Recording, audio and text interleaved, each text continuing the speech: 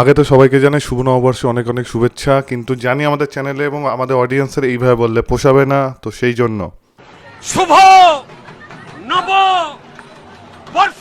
আজকের আমাদের মেন আলোচনার টপিক হচ্ছে ফুড ব্লগার আর দোকানদার। এটা মেনলি তিনটে ক্যাটাগরিতে আমি ভাগ করেছি।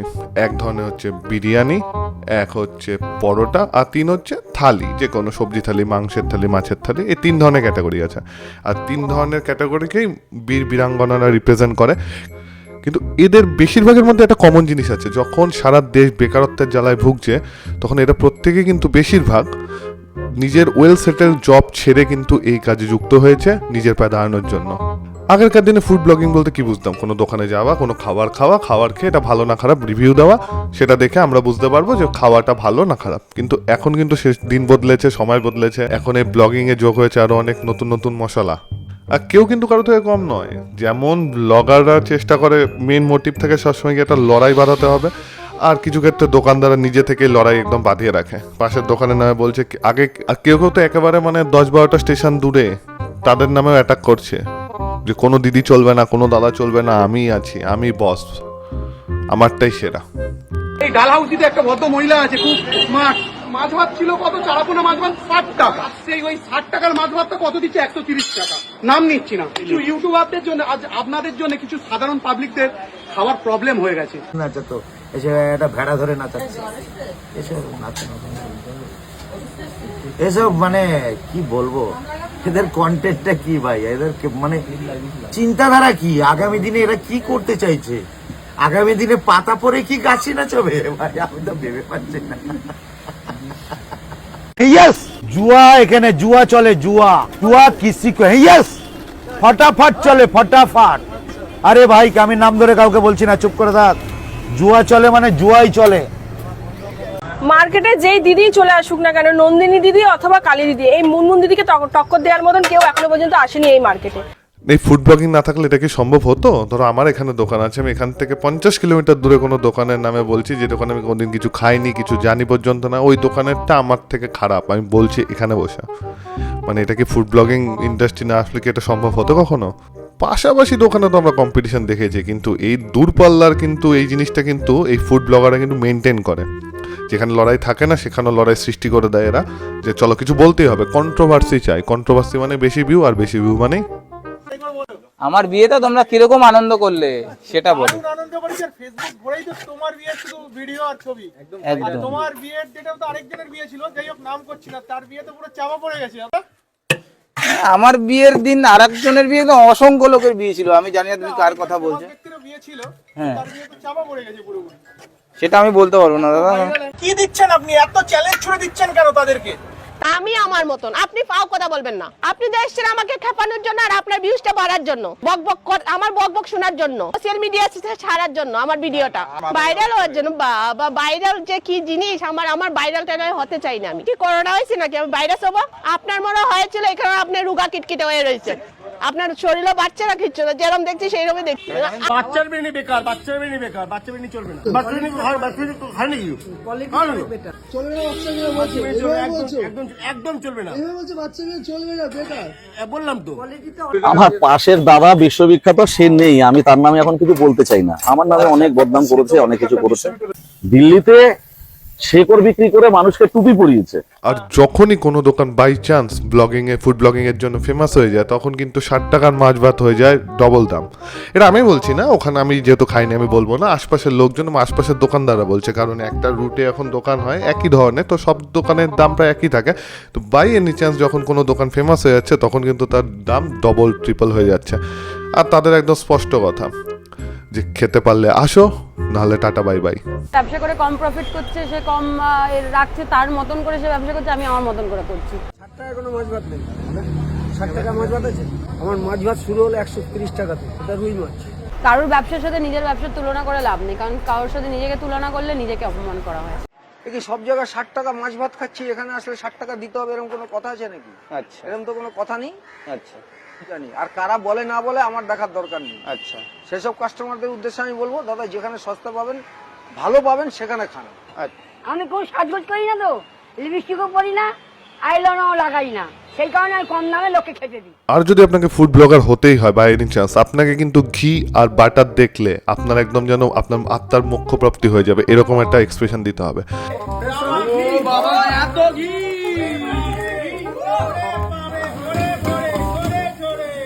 আবার কখনো কখনো কিছু ক্ষেত্রে মাংস নিভাবে লাফাতেও হতে পারে।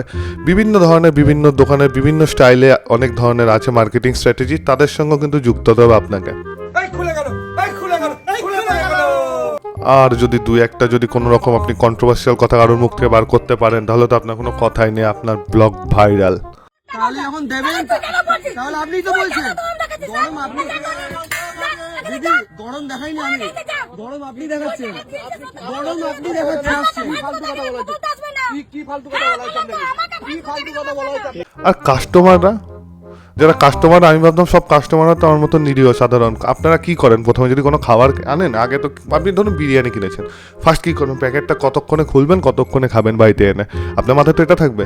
শালা কিছু কিছু কাস্টমারের চুলকানি কম না।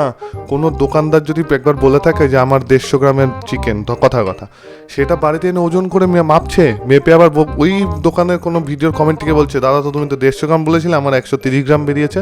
ভাই কার এত সময়, তোরা কারা ভাই, তোরা কারা? এটা না আবার বাড়িতে গিয়ে মাপছে যে দাদা তুমি তো বলেছো 125 থেকে 130 গ্রাম, চিকেনটা কি করে 100 গ্রাম হয়ে গেল। আবার এখন রিসেন্ট টাইমে চলছে কিন্তু কোলাব। হ্যাঁ, ইউটিউবাররা অনেক আগে কোলাব করতো এর সঙ্গেও, কিন্তু এখন কিন্তু যারা এই রান্নার সঙ্গে যুক্ত তারা কিন্তু এখন কোলাব করে বেড়াচ্ছে। একজনকে আমি তো দেখছি, সে তো তার দোকানে কম থাকে, অন্যদের দোকানে বেশি থাকছে, সারাক্ষণ কোলাব করে বেড়াচ্ছে। প্রতিদিনই দেখি কোনো না কোনো ভিডিও আসছে এর দোকান হলে ওর দোকানে, প্রতিদিনই কিন্তু আসছে। আর নিজের দোকানে কিন্তু আপাতত মনে হয় না দেখা যাচ্ছে, কারণ এত দোকানে গেলে নিজের দোকান কখন সামলাবে। তবে দাদার আসার মেন কারণ হচ্ছে মায়ের দর্শন আর অরুণদার দর্শন। এই দেখো কে আমার দোকানে বিরিয়ানি খাচ্ছে, কে দেখো। আরে বাবা রে বাবা, এই দেখো বন্ধুরা সবাই, আমাদের অরুণদা কিন্তু আমার ডাল রান্না করে। খুশি তো? দেখতে পাচ্ছ এই সেই বিরল মুহূর্ত, যারা লাইভে আছো দেখো, নন্দিনী দি ডিজে অরুণদাকে খাইয়ে দিচ্ছে, দেখো এটাই আমাদের সাগর ভাইয়ের এখানে কেমন লাগছে দাদা তোমার? ভালো লাগছে, খুব ভালো লাগছে। সুন্দর সন্ধ্যা আপনাদের সামনে যে সমস্ত শিল্পীরা সঙ্গীত পরিবেশন করছে। আরেকটা ইন্টারেস্টিং আমি একটা জিনিস দেখেছি, সেটা হচ্ছে মুড সুইং। আমি এখানে দিদির মুড সুইং দেখাবো, যে মুড সুইংকে মানে আমার এক্সের মুড সুইংকেও হার মানাবে। নাম্বারটাকে ভাইরাল করেছে, একটা নাম্বার ভাইরাল করে দেওয়ার পরে তোরা হয়তো দুটো ভিউজ পেয়েছিস, তোরা দুটো টাকা কামিয়েছিস, কিন্তু নাম্বার তো ঠিক আছে, তুমি তো ক্যামেরার মধ্যে দিয়েছো নাম্বার। তোর কি একবারও কেউ ভেবেছিস? এ বাবা এরকম না দিদি, এরকম না দিদি, এরকম না, আমার মধ্যে এরকম না, এরকম না। কি যাচ্ছে মানে নর্মাল লিটাইল এদের সঙ্গে ভালো মতো কথা বলছিল, একদম হেসে টেসে। আচমকা দিদির মুড সুইং হয়ে গেল। দিদির মনে পড়লো যে এরা তো আমার নাম্বার ভিডিওতে দেখিয়ে দিয়েছিল। আরে যখন দিদি নাম্বার আগে দেখিয়ে দিয়েছিল, তখন প্রথম থেকে একই স্টাইলে করো, এত গলা জড়াজড়ি করেই বা কথা বলার কি দরকার ছিল? আচমকা দিদির মনে পড়ার পর দিদির দেখো এক্সপ্রেশন ফুল চেঞ্জ হয়ে গেল, একদম 180 ডিগ্রি চেঞ্জ হয়ে গিয়ে যখন দিদি খেপে গেল, দিদি মনে পড়লো না এরা আমার নাম্বার ভাইরাল করেছে। আমি কিন্তু নাম্বার ভাইরাল করার ব্যাপারে কিছু জানিও না, এবং আমি কিন্তু এইটাকে কোনোভাবে সাপোর্টও করছি না। বাট আমার কথা হচ্ছে, তুমি যখন জানোই, তাহলে প্রথমে এদের সঙ্গে ভালো ব্যবহার করাটা মানেটা কি ছিল? হঠাৎ কি তোমার মনে পড়লো যে না নাম্বার ভাইরাল করেছিল তোমার? তুমি ভাইরাল হয়েছে, বাংলাদেশ থেকে লোক আসছে, আমেরিকা থেকে আসছে, আমরা কলকাতা থেকে আসবো না। চলো তোমরা আরো ওদিকে যাও, কেন এরকম কথা? ওদিকে যাও না, একটু যাও, ক্যামেরা করবে বাইরে থেকে করো, আমরা তোমার 2-4 লাখ টাকা ধার করালো আমার থেকে নিয়ে যাও, 2-4 লাখ দরকার হলে। আর কাকু কাকু কাকু কাকু তুমি সেরা, 2-3 লাখ লাগলে আমার থেকে নিয়ে যা কাকু। মানে কাকু আলাদাই লেভেলে চলছে, কাকুর লেভেল আলাদা। আমরা সবাই এইখানে, কাকু এইখানে, কাকু আলাদা। সেরা কাকু, তুমি সেরা। কাকুর পার্সোনালিটি নিয়ে সম্পূর্ণ একটা আলাদা ভিডিও বানানো যায়, সম্পূর্ণ একটা আলাদা ভিডিও বানানো যায়। কাকুকে একবার শুধু একজন নন্দিনীর শরীর খারাপ নিয়ে জিজ্ঞাসা করেছিল, তারপর কাকু কি বলেছিল দেখো তোমরা। তুমি কি ডাক্তার? জেরা করছিস? বলছি তাহলে কোনো প্রবলেম দেখি, ডাক্তারদের সামনে গেলাম, জেরা করতে পারবি না, সঙ্গে সঙ্গে চেম্বার থেকে বের করে দেওয়া, বেরো এখান থেকে। না কাকু, ও ডাক্তার না, ও যেটুকু শুনেছিল তাই জিজ্ঞেস করেছিল, কারণ ও তো আসে এসে ভিডিও বানায়, তাই বললো না কাকুর লেভেল আলাদা। কাকুকে কিছু বল কাকু। কাকুকে একবার জিজ্ঞেস করছিল কাকু তাহলে গরিবরা কোথায় খাবে, কাকু তখন হট করে বলে দিল যে না, গরিবদের সম্পর্কে বলতে গেছে যারা মানে ওই একই অ্যাটিটিউড, যদি খেতে পারো তো আসো, নাহলে এসো না। কিন্তু যখন দেখলো না ক্যামেরার সামনে, তখন কাকু হালকা করে সুন্দর করে কিন্তু ব্যাপারটাকে কত সুন্দর হ্যান্ডেল করলো দেখো। গরিবদের কথা স্থান হয় জানিস, গরিবরা তাহলে খেতে পারবে না। আচ্ছা বলছি ডালহস্তি দোকান আর এখানে দোকানের দামগুলো কি একই থাকবে নাকি বাড়বে? এখন আপাতত সব এক, মানে পরবর্তীকালে বাড়িয়ে দেবে, তাহলে আমরা যাবো কোথায়? হ্যাঁ, তাহলে আমরা গরিবরা যাবো কোথায়? গরিবরা এই খান্না মাইতলা বাগাড়ি কেসব বল যাবে না, গরিবদের কথা স্থান হয় জানিস, গরিবরা তাহলে খেতে পারবে না। তোমরাই ভরসা ছিলে, গরিব আর বড়লোক সব এক জায়গায়, এখানে গরিব আর বড়লোক বলে কিছু হয় না। আচ্ছা সবাই মানুষ তা বলছে কিন্তু টাকা পয়সা। যাই হোক, সারাদিন কন্ট্রোভার্সি করলেন, তারপর আপনি ঝামেলা হচ্ছে, এত কাস্টমারকে সামলাতে হচ্ছে, আপনি এখন ফুড ব্লগারদের জন্য এখন আপনি ভাইরাল, এত কিছুর পরে সারাদিন প্রচুর খাটাখাটনি হচ্ছে, আপনি দোকানে লোক রাখলেও আপনার প্রচুর খাটাখাটনি হয়, এত কিছুর পরে আপনি ধরুন শান্তিতে বসে বাড়িতে ভাত খাচ্ছেন বা বিরিয়ানি খাচ্ছেন, যাই হোক খাবারটা খাচ্ছেন, তাতে কি আপনি ভাবলেন যে আপনি ওদের হাত থেকে বেঁচে গেলেন? একদমই না।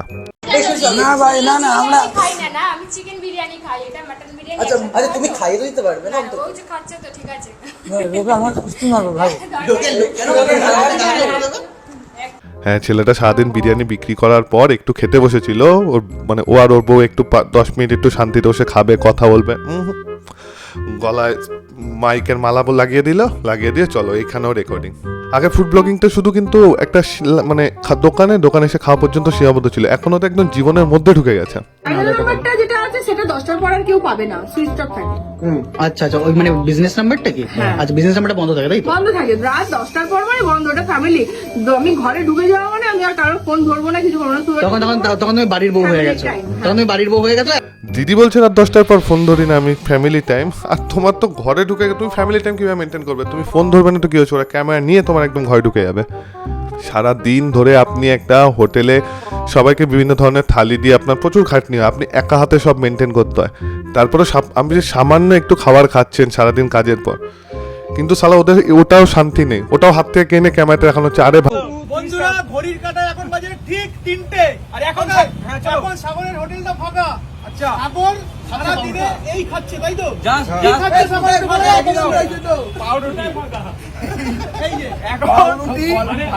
সারাদিন কাজ করে যেই ছেলেটা সবার মুখে মাছ ভাত মাংস ভাত তুলে দিচ্ছে মাত্র 50 টাকায়, সেই ছেলেটাকে কিন্তু এরকম টাইপের একটা দেখানো হচ্ছে। আরে ভাই, তোদের যখন এতই দরদ, ওকে একটু খেতে দে শান্তিতে, তোর ওকে একটু স্পেস দে, ওকে একটু শান্তিতে খেতে দে, ওকে একটু শান্তিতে বাঁচতে দে, শান্তি দে ওদের। দেখো, আমার ভিডিওটা বানানোর উদ্দেশ্যটা কি সেটা তোমাদের বলে রাখি। আমার ভিডিওটা বানানোর একটাই উদ্দেশ্য, স্পেশালি যারা দোকানদার আছে আমার তাদের জন্য বলা। দেখো, তোমরা দোকানটা তোমাদের ছিল, দোকানে রান্না করছো, সে তোমরা কিন্তু তোমাদের জন্যই নিজেরা ভাইরাল হয়েছে। হ্যাঁ, ফুড ব্লগারদের অবদান অবশ্যই আছে, তোমাদের ভিডিও বানিয়েছে বিভিন্ন জায়গায় গিয়ে, ওকে, বাট তাতে কিন্তু তোমরা এই ফেমে ভেসে যেও না, কারণ তারা কিন্তু কাল কোনো একটা নতুন দোকান হবে, নতুন টপিকে তারা নতুন একটা দোকানে ভিডিও বানাবে, আমি কাল নতুন টপিকে ভিডিও বানাবো, কিন্তু তোমরা যদি ওইটাতে ভেসে যাও না ফেমটাতে, তাহলে কিন্তু তোমরা তার থেকে কি বরং তোমাদের যে দোকান, তোমাদের ব্যবসা, সেটার উপর বেশি ফোকাস করো, কারণ এই ফেমটা কিন্তু কিছুদিন পর থাকবে না। তখন তোমরা সেই ফেমটাকে কীভাবে ধরে রাখতে পারো সেটা নিয়ে ভাবো, রান্নার নতুন আইটেম আনো, আরও দোকানটাকে বড় করো, সেইটা নিয়ে ভাবো। কারণ সোশ্যাল মিডিয়া, অনলি সোশ্যাল মিডিয়ার ফেমটা কিন্তু থাকবে না, কারণ নতুন একটা দোকান খুললে কিন্তু তারা নতুন দোকানেই চলে যাবে, এটা বাস্তব, এটাই হয়, তোমরাও জানো। যাই হোক, আশা করছি আর নিজেদের প্রাইভেসিটা মেনটেন করে চলো, নিজের সংসারের মধ্যে ক্যামেরাটা ঢুকিয়ে দিও না, এটুকুই বলবো। ওকে, তো দেখা হচ্ছে আগামী ভিডিওতে। ভালো থাকো, সুস্থ থাকো, দেখতে থাকো চ্যানেলটা ভালো লাগলে সাবস্ক্রাইব করো। দেখা হচ্ছে আগামী ভিডিওতে।